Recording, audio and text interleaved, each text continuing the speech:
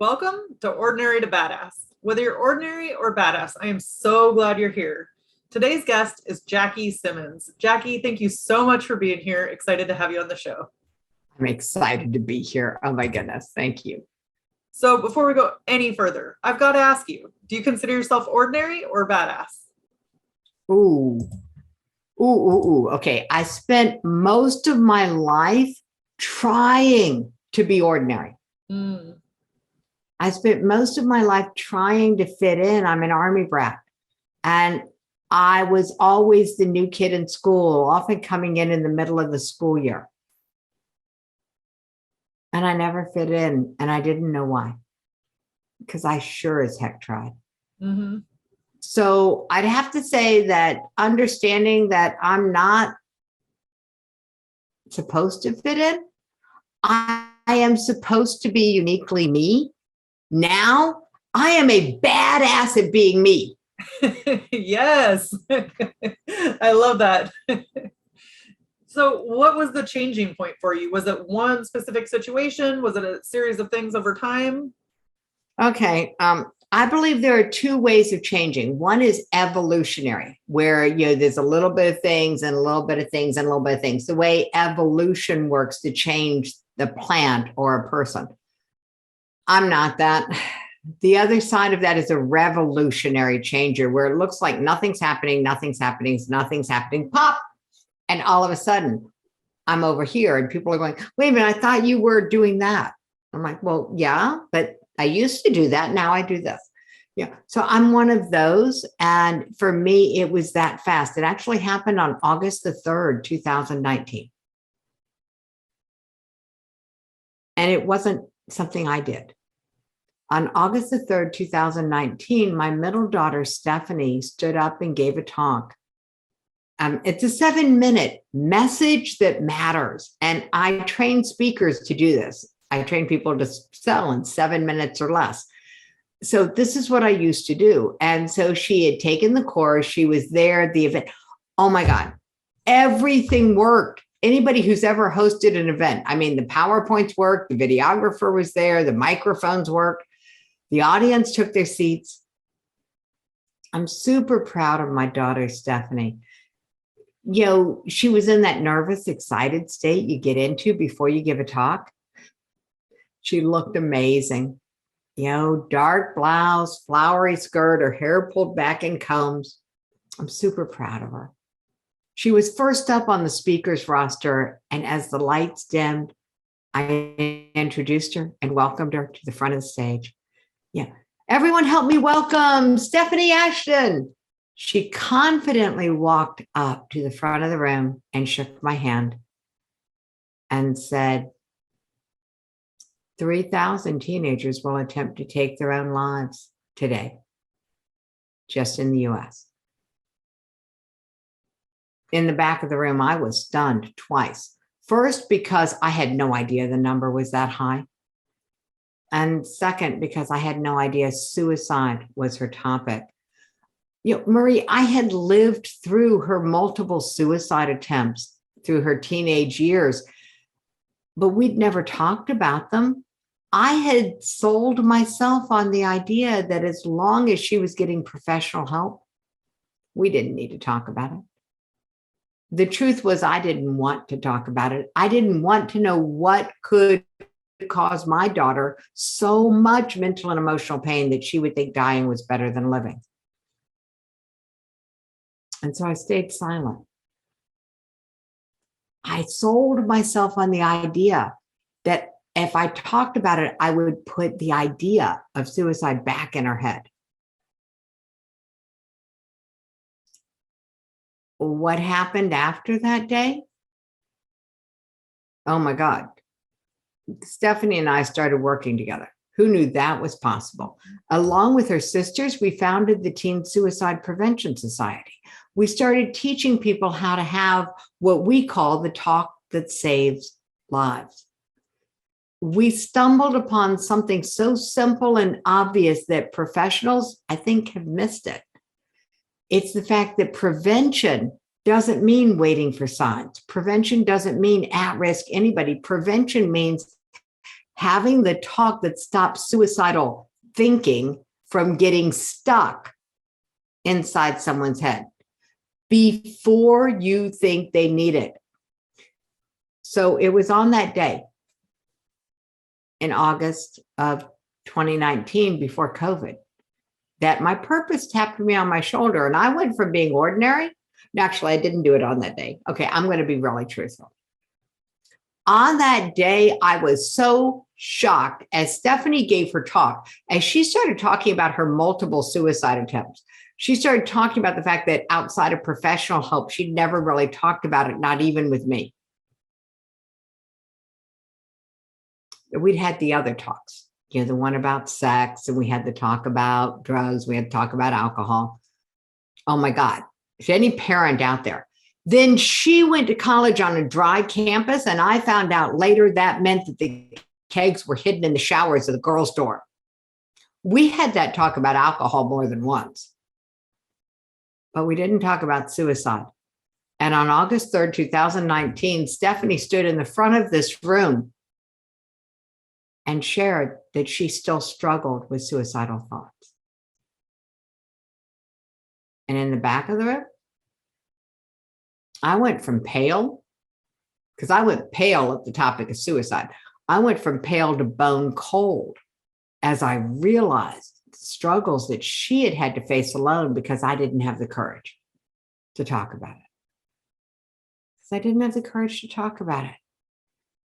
My 30 years of stress management training is the only thing that kept me from crawling into a corner of that room and just bawling my eyes out.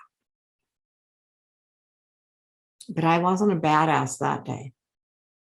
And I wasn't a badass for months afterwards.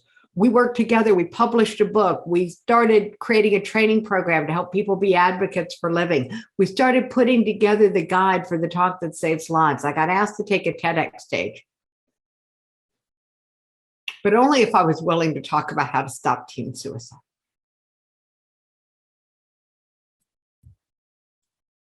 I wasn't a badass.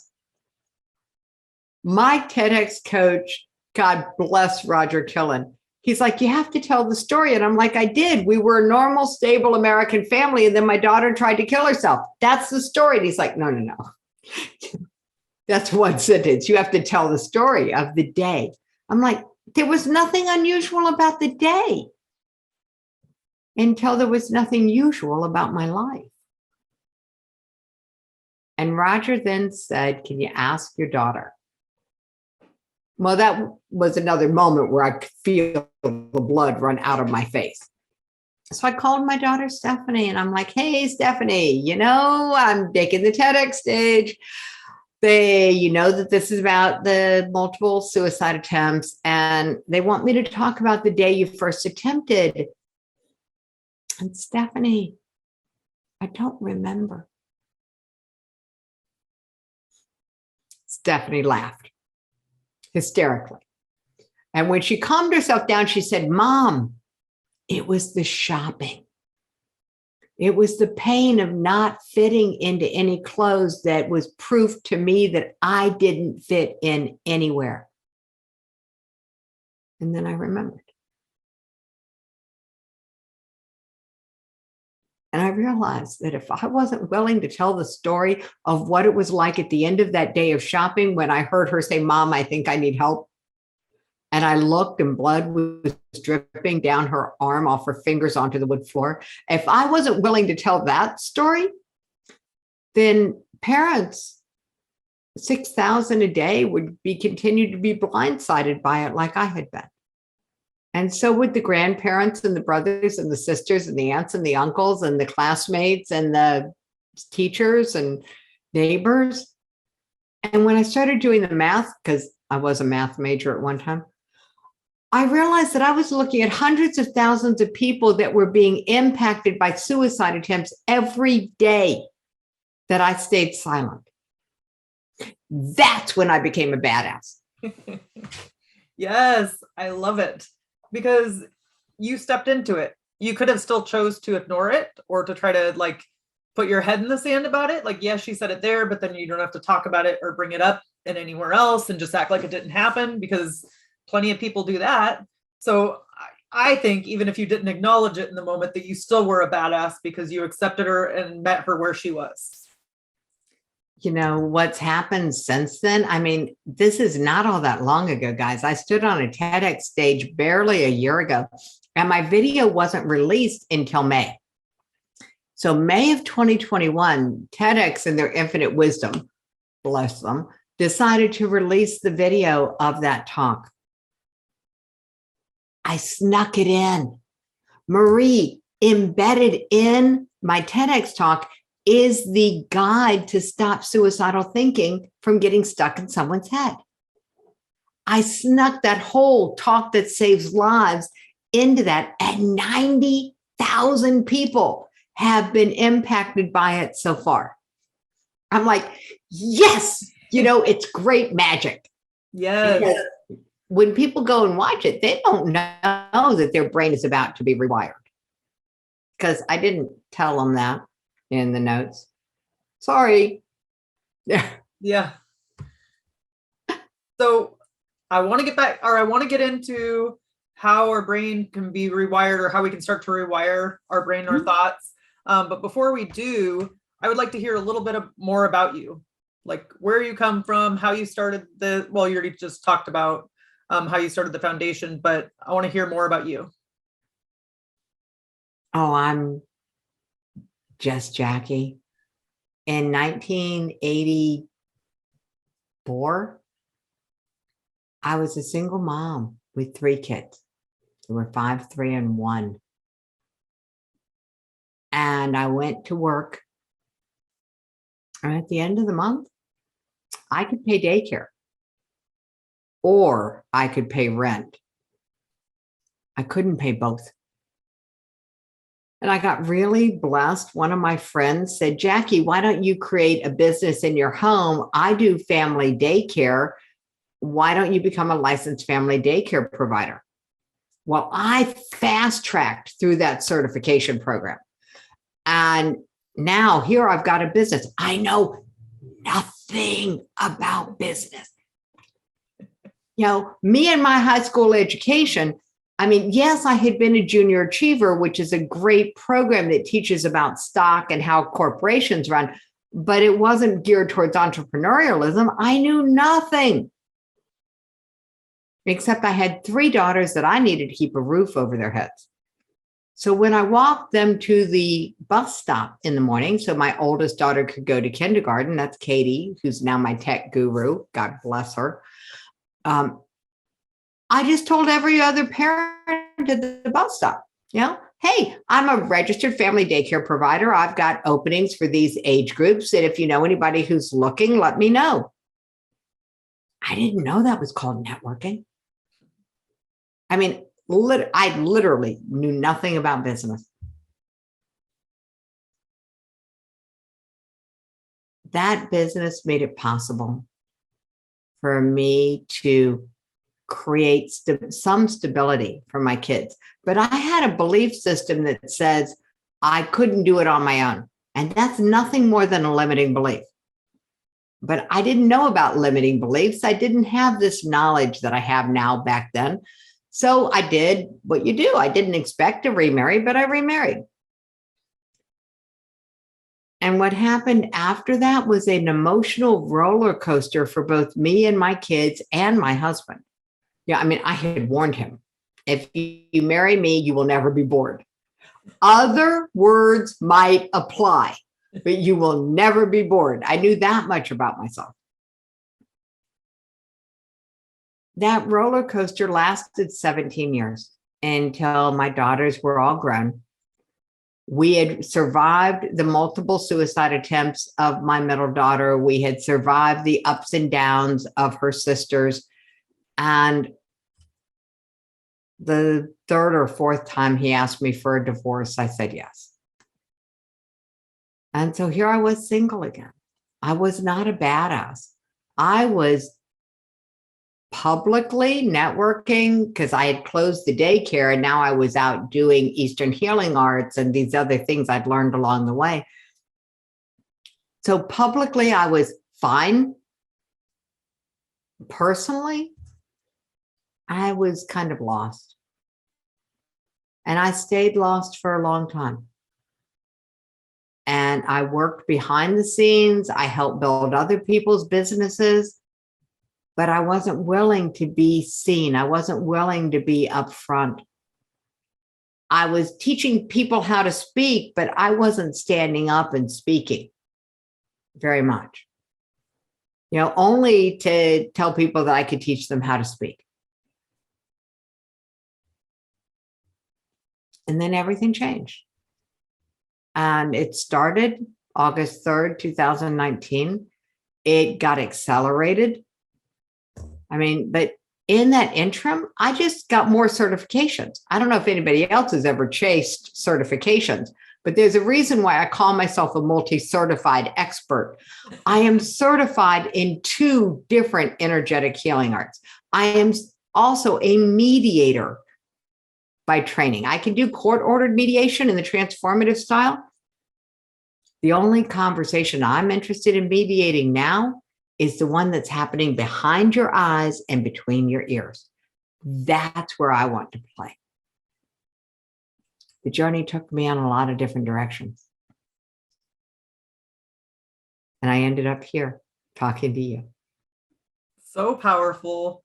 I love your story. And not just like you went through hardship, but then you figured out a way that you could apply it to your life and then make a difference. So I love that. Oh, thank you. You talked about what you are worried about now, or how you focus on like what's between your ears. Can you talk about that? Why is that important? And how does that relate to suicide? Marie, do you know why people take their own lives? Why? Because in that moment, they believe it's the best idea at the time. That's why. It's actually why we do anything in our lives. We only take action because we believe it's the best idea at the time.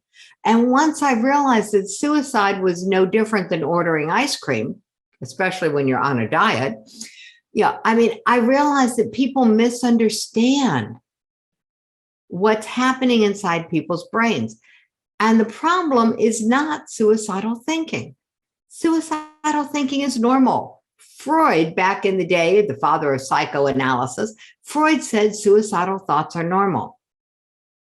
They're part of our natural negative bias, our normal worst case scenario, problem-solving mechanism of our brain. Once I understood that, then I got this idea of how do we change the conversation that's happening inside our heads so that we don't get stuck to a place where suicide seems the best idea. But that's the conscious mind. And that's not where the game of life is played. You asked me, why do I mediate the conversation behind your eyes and between your ears? Is because there are 3 conversations happening behind your eyes and between your ears. The first one is the one with words. This is the conversation that you're aware of with your conscious mind.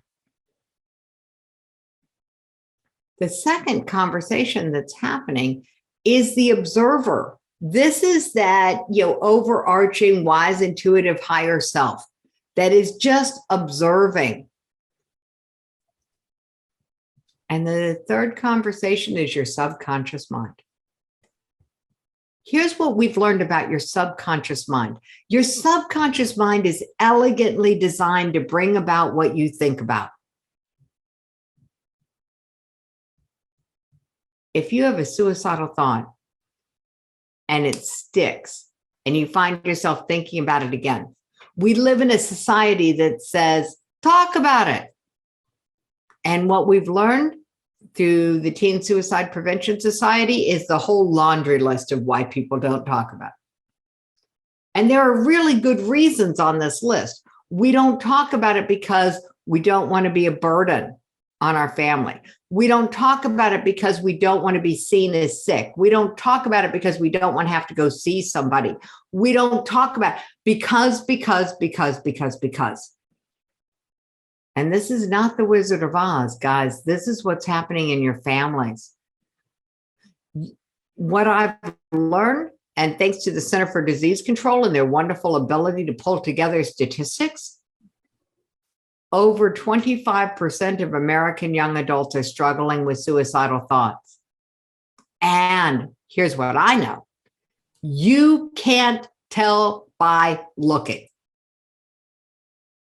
I actually created that website. You can't tell by looking. I put an assessment there so you could figure out if your family was at risk for suicide. And what I finally decided is I'm done with that. Here's the truth. Yes, your family is at risk. We're all at risk. It's called the suicide war with 2 A's, WAAR. We're all at risk. Now that that's out of the way, let's have the talk that stops suicidal thinking from getting stuck inside someone's head. That's where we ended up landing. Totally upstream, pure prevention, totally proactive. So how do we start having those conversations? Ooh. Well, there's a simple invitation and it's on our website. But I'll tell you what, instead of talking about it, Marie, would it be okay? Would you role play with me and we'll just demonstrate it? Yeah, absolutely. Cool. All right. So here's the invitation. And anybody can do this, guys. Hey, Marie, I decided to be part of the mission to make teen suicide a thing of the past. They gave me a guide. I need to practice. Would you be willing to help me practice my guide? Sure. Awesome. It'll only take a few minutes. Are you ready? Yep. Cool. It's only 4 questions. Question 1. Marie, have you heard about the rise in teen suicides? Yes. Thank you. Marie, question 2. Do you have a story? Do you have a friend who's tried or died? Yes. Thank you. Question 3. Marie, have you ever thought of leaving that way? No. Thank you. Question 4. Marie, why stay? What are your reasons for staying? My family, my life, just the everyday stuff. I don't know. Tell me more. Well, I'm on a mission to help women become badasses or to recognize the badassery that's already inside of them. And so I know it took me a long time, so I want to help them do that. But then also, you know what? I'm one of 6 kids and I love my family and I love just seeing the transition, the older we get and kind of all the things that we've gone through, and family is like a staple to me. Thank you. So any parent listening to this, anybody who wants to suicide proof their friends of any age, this is where you probe and you just keep asking. And if you get stuck or they get stuck, you simply say, hey, Marie, what's so good about your life that you want more of it? So we have a way to get the conversation unstuck. And for any parent who's wondering, but I can't have this talk because what if they tell me that they have thoughts of leaving? Don't worry, we got you covered. Here's how it works. If you're talking to someone you care about and question 3, they have thoughts of leaving. And question 4, they have 0 reasons for staying, 0. If that happens, stay with them and call 911. Yeah, they might hate you for it. And you might save their life. But here's what's interesting, Marie. We've been at this for a couple of years. We've had thousands of conversations. People have been using this guide around the world. And make a guess. Out of these thousands of conversations, what percentage of people have thoughts of leaving and 0 reasons for staying? I have no idea. 60%. 0. The number is 0. And here's why. People who are struggling with depression, people who are struggling with suicidal thinking are really good at one thing. masking. Mm. They're really good at masking. So when we get to question 4 and you ask them, what are your reasons for staying? They're going to lie. And here's what's brilliant about that. When they say anything to that question, reasons for staying, their subconscious mind is hearing them have reasons for staying. And their subconscious mind is building out a new neural network and a new file folder labeled reasons for staying. What happens in the brain when you have this talk with someone is that the minute they start talking about their reasons for staying, their mind is listening, their subconscious mind, and they start building this out, this buffer between them and an edge that they may not have even known they were near. And it happens the same even if people lie. Mm. This is why we say, you can't do this wrong. If you follow the guide, you're going to start suicide proofing the people you care about the most. And we just did something to your audience that I just want to own fully because you did not know this was going to happen. Because of something in the brain that we now know exists called mirror neurons. Marie, when you walked through these 4 questions and you started talking about your reasons for staying, everybody listening to us, their brains started paralleling that walk and their brain started building out their own file folder of reasons for staying. So everybody listening, congratulations. You just got a little bit of suicide proofing. No, I mean, it's interesting, like the things that we say to ourselves, like even if, like you said, even if it's not true yet, or if it doesn't feel true, you can start saying it and start to believe it. People use this with positive affirmations all the time. And what's not talked about is what really comes about, which is the fact that we have a natural negative bias of the brain. And so we are more used to hearing ourselves say things that are not so nice about ourselves. And we accept them as truth because we're so used to hearing them echo in our head. We call it the negative echo chamber. So this conversation where you end up with what's so good about my life that I want more of it breaks open the negative echo chamber in a way that nothing else does. If I start the conversation with someone, especially a teenager, if you try to shortcut this process and you start the conversation with, hey, what's so good about your life? You want more of it? Crickets. Because of that natural negative bias, you're not going to get an answer. That's why this 4 questions that drive coaches crazy. So anybody who is trained as a coach, I feel your pain because yes, it starts with 3 closed-ended questions in a row. And then it gets to an open-ended question. The power of an open-ended question. That's right. When you put it in the right place. True. Good point. So that's what this is designed for. It's designed to put the right question in the right place at the right time. And you'll notice, I'm not suggesting parents go up to their kids and say, hey, we need to have the talk.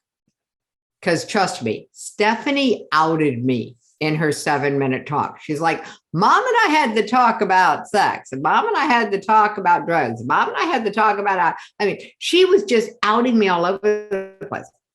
But it seemed like a good idea. Marie, I did a public service announcement about a year ago. And it's a video and it says, hey, Mom, Dad, your teens are at risk. Would you wait to talk to your kids about sex until after they're pregnant? Would you wait to talk to your kids about drugs till after they were in rehab? Would you wait to talk to your kids about alcohol until after they lost their license for drunk driving? Are you waiting to talk to your kid about suicide? I thought it was brilliant. Yeah, it's nothing, crickets. And then I got it. We're not having the talks about sex, drugs, and alcohol. And I'm expecting parents to have the talk about suicide? What was I thinking?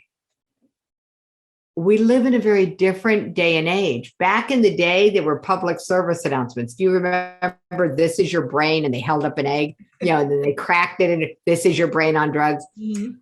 My favorite one was, oh, honey, nobody's saying sex is bad, but at 13, it will kill your dreams. Two parents talking to a teen.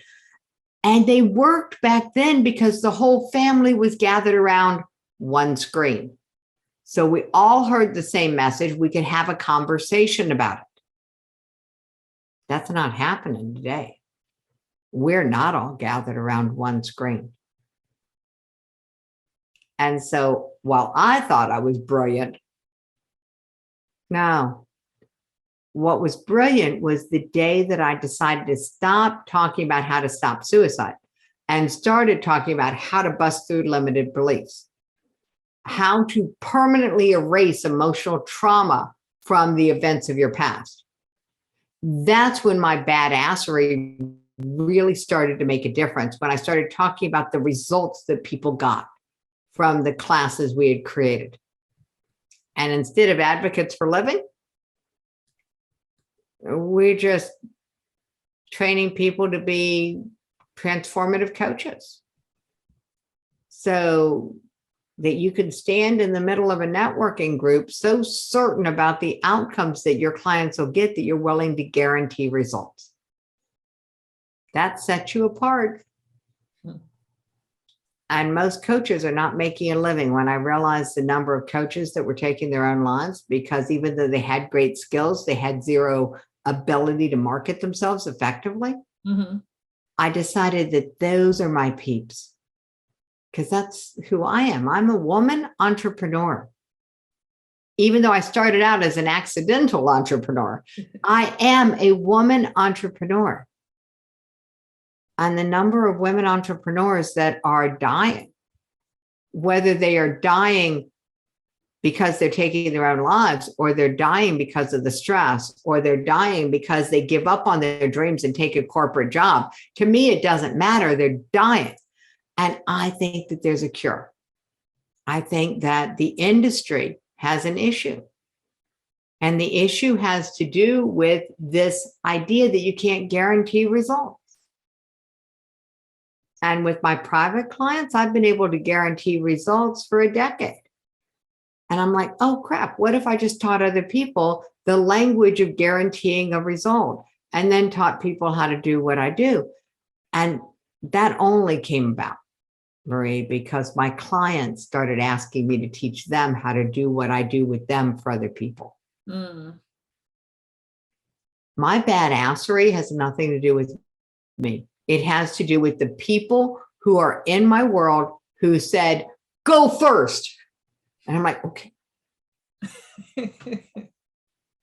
Well, you went first willingly. You still took a leap off something that was scary. So that says a lot. Well, you got that right. I have taken multiple leaps, and I will tell you that they say when you leap, the net will appear. I would add the word eventually. Yes. Because I felt like I was in free fall for a while. Yes. And eventually the net appeared and the systems came into place. And now I can speak with absolute certainty about what happens. But I recommend people look around you. Who are the people who will give you a soft place to land? And if you've got one person in your life who will give you a soft place to land, leap. Nice. We need you to leap. I love that.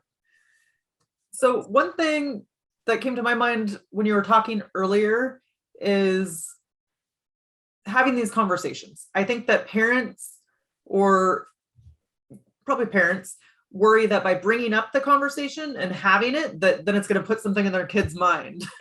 What would you say to them? Welcome to my world. Welcome to my world. I call this myth, MYTH, Myth Island. I bought and sold myself 2 ideas. The first idea was that as long as my daughter Stephanie was getting professional help, we didn't need to talk about it. The second idea I sold myself on was that I could put the idea back in her head.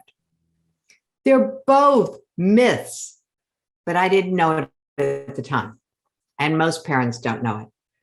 And I'm just going to point out something that's totally obvious now and was totally invisible then. My daughter survived not one attempt, but 14 attempts. You would think at some point after the double digits kicked in, I would have figured out that the idea was in her head. Doesn't work that way, guys. We have a reticular activating system. By the way, all parents, this is your get out of guilt jail free card.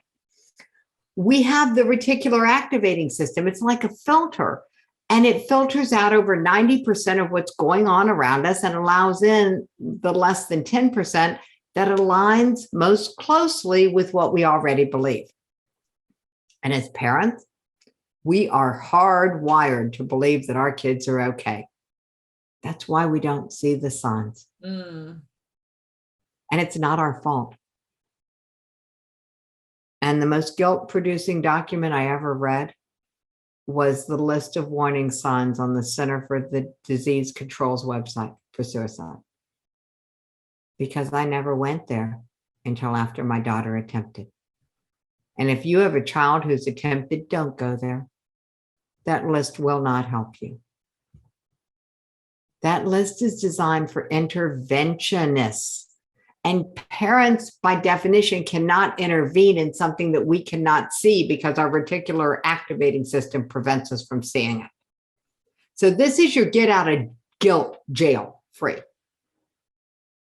You're not going to see the signs. That's why we designed this so upstream, so proactive, so preventative that you don't have to wait for signs. You just ask them to help you practice your talk. Oh, and I cheated. Okay. Do you have children, Marie? I don't. Okay. I had stepchildren, but. Oh, there we go. So you know that when they're young, if you ask them to help you with something, yeah, especially around the ages of 2 and 3, they go, oh, goody, I get to help. Well, even when they're teenagers, when we ask them, will you help me practice this? We're turning on the part of their brain that releases all of those feel-good chemicals. So the suicide proofing benefit of this talk starts the minute you ask them. And they almost always say yes, because it's not about them. All of a sudden, we've eliminated stigma. We've eliminated, oh, they're going to think I need to see somebody. Oh, they think there's something wrong with me. We took all of those conversations off the table with the way we do the invitation and the talk. And that's why it works. So what age should parents start talking to their kids about this? Whatever age your child is today is the right age. Oh, by the way, I don't mean that facetiously. Whatever age your child is today, I don't care if they're 13 or 30, they are the right age. A 3-year-old, if you ask them about do they know anything about teen suicide? You might get crickets. But I will tell you that the youngest suicide on record with the Center for Disease Control, meaning it's the youngest they can document that it was intentional, is 6 years old. Can you have this conversation too young? Nope. Yeah. Especially if there's something you can do to prevent it, you know? The talk prevents it. You don't have to do anything. The questions actually do the heavy lifting. And if you want to be proactive on the positive side, here's what we realized. Marie, we realized, this was a brilliant flash of the obvious, okay? If I want to prevent suicide among 13-year-olds 10 years from now, all I have to do is start teaching emotional resilience and emotional intelligence to 3-year-olds today. So I partnered with UEQ, YOU-EQ. UEQ has created card games that teach emotional intelligence to children of all ages They started in boardrooms, and now they have card decks that teach emotional intelligence to 3-year-olds. These skills are out there. These tools are out there. The ability to change the world is out there. And I'm so grateful that you asked. Because while I'm a badass at standing in front of a room now and calling out people's limiting beliefs, I call them elephants, and I have my own herd. So I can speak with authority on what it takes to tame the elephant in the room. I've had amazing partners come to me. And one of them is the UEQ group that has the emotional intelligence card games. And the other is what I call emotional Teflon.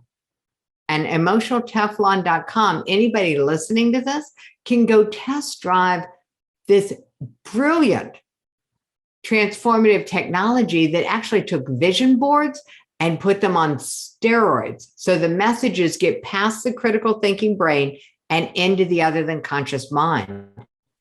And in 3 minutes, it's been scientifically validated to improve mood and attitude for 6 to 8 hours. And because they partnered with the Teen Suicide Prevention Society, anybody who goes to emotionalteflon.com gets 2 free sessions that they will have forever and a 30-day all access pass where they can go in and play with all of these hundreds of sessions on success and health and wealth and wellness. And oh my God, I think they've got something for everyone in there. This is where I go before I give a talk. Before I stood on the TEDx stage. What if you could flood your brain? What if you could brainwash yourself towards positive and cure the natural negative bias of your brain and our current culture and media? And so instead of letting media brainwash me, I go and watch amazing images. Here, I was doing it before we got together. Look at this. Nice. That's one of the images. And what happens when I hit play, and I'll just do that. Here we go. And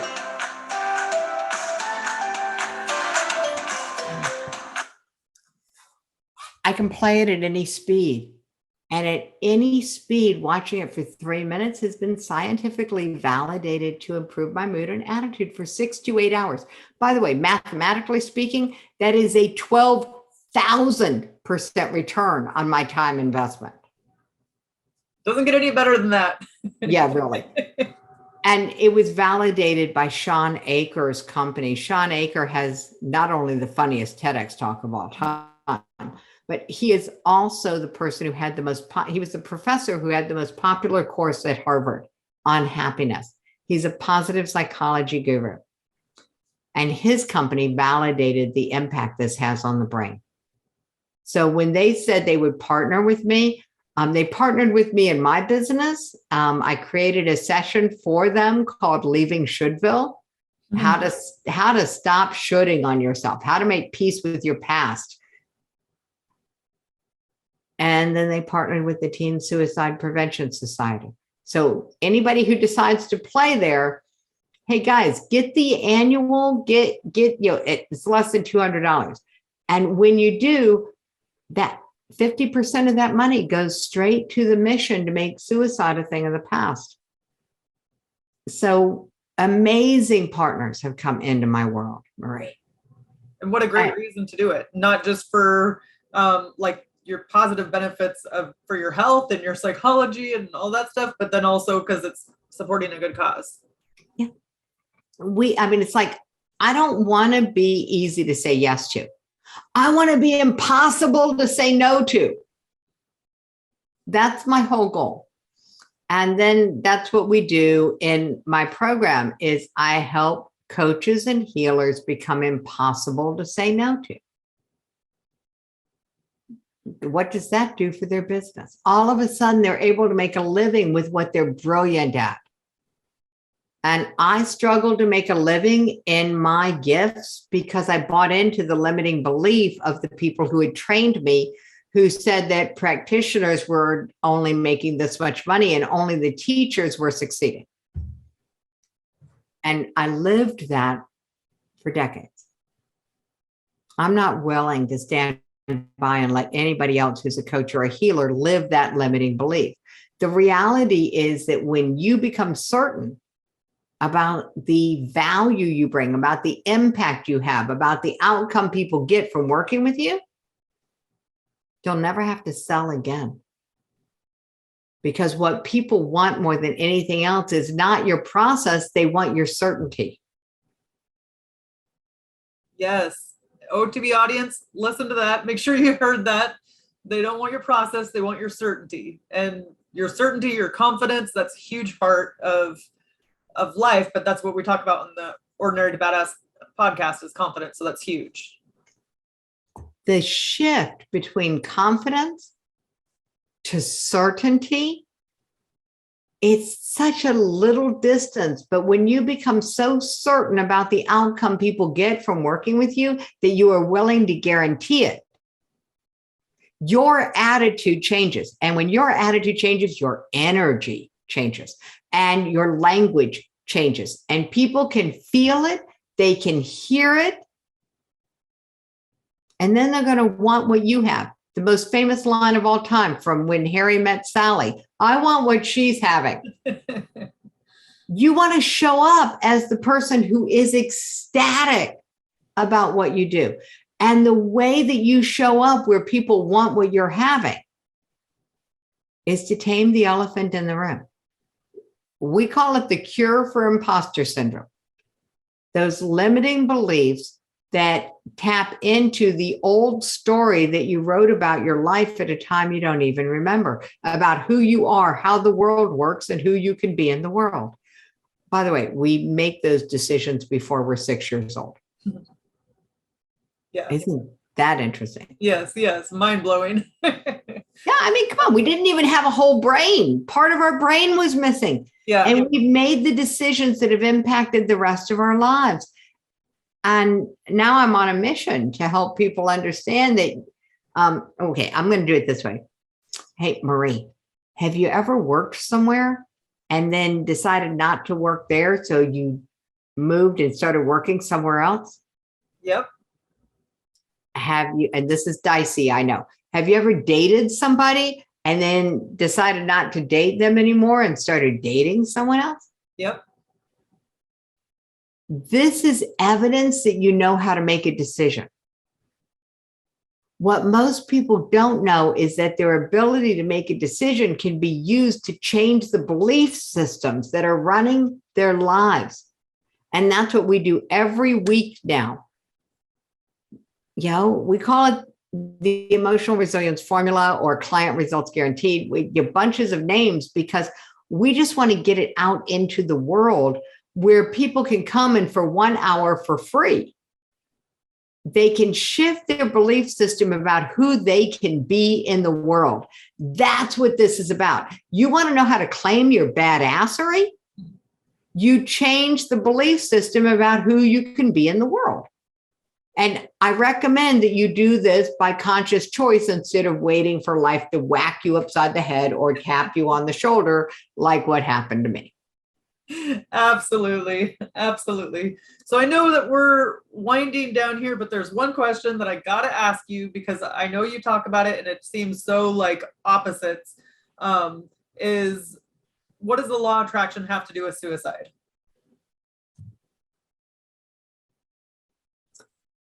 The law of attraction. The universe, your subconscious mind is elegantly designed to bring about what you think about. Hey, Marie, don't think about an elephant. What just happened? Think about a big elephant. When we have a suicidal thought and we're afraid of it and we don't talk about it, we try not to think about it. What happens when you try not to think about something? You're actually thinking about what you're trying not to think about, which means you're doubling down on the thought. And your subconscious mind is elegantly designed to bring about what you think about. So if you're thinking of a suicidal thought and you're struggling with it, and you're trying not to think about it, and you're not talking it out where it can dissipate, now you've got the negative echo chamber and your subconscious mind goes to work and it looks for opportunities and starts making plans. And if you're a teenager without a prefrontal cortex that's fully developed, all it takes is opportunity to cross subconscious plan and they're gone. It's why we have to put jump nets on bridges here in the United States. Teenagers are waking up in emergency rooms going, I have no idea what happened. And they're telling the truth because they did not have a conscious plan. And these suicide intervention conversations that say, ask them if they have a plan, they're going to say, no, they don't have one because they don't have a conscious plan. But the law of attraction, bringing about what you think about, they have a subconscious plan. And this is the law of attraction in action that people don't like to talk about. I'm on a mission to put you back in the driver's seat so that you prime your brain towards positivity, because if you don't, your natural negative bias can lead you down this path at any age. So where can they find those 4 questions? Teen Suicide Prevention Society.com. Okay, awesome. So one last question for you is, what would you say to encourage the woman in the arena who's fighting for the life that she wants?